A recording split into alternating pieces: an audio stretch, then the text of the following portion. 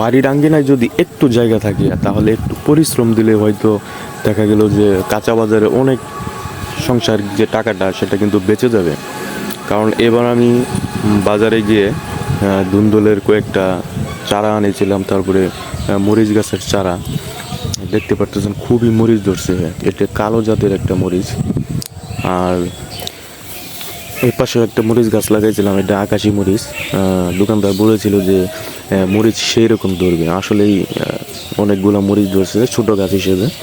তারপরে আরেকটা মরিচ গাছ আনছিলাম, এটা হলো খুব কালো জাতের একটা মরিচ। তারপরে দুইটা পেঁপে গাছ আনছিলাম, পেঁপে গাছ কিন্তু অলরেডি বড় হয়ে গেছে, পেঁপে ধরবে। তারপরে সবচেয়ে বড় কথা হলো যে একটা করলা গাছ আনছিলাম, যেহেতু আমাদের বাড়ির এখানে বিলের পাশে একটু জায়গা আছে, এখানে একটু মাচা করে দিয়েছি, বেশ সুন্দর করলা ধরেছে, বড় বড় করলা। তবে একটা দুঃখের বিষয় আছে, সেটা হলো করলা গাছটা লাগানো হয়েছিল একদম ঢালু জায়গায় আর কি। প্রচুর পরিমাণে বৃষ্টি হওয়ার কারণে করলা গাছের গোড়ায় পানি জমে গেছে। জানি না করলা গাছের গোড়ায় পানি জমে গেলে গাছটা আর বাঁচবে কিনা।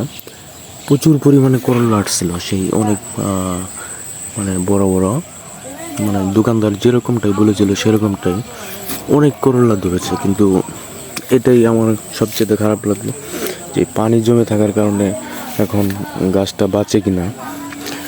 প্রচুর পরিমাণে কিন্তু বৃষ্টি হয়েছে, বৃষ্টির কারণে দেখুন ধান কিন্তু প্রায় তলিয়ে গেছে, মানে বিলে, এটা কিন্তু বিল। আসলে যদি আপনারা কেউ জানেন যে আসলে এরকম পানির কাছে করলা গাছ বাঁচে কিনা, যদি কোনো পদ্ধতি আপনাদের জানা থাকে একটু জানাবেন, আমি চেষ্টা করবো ইনশাল্লাহ।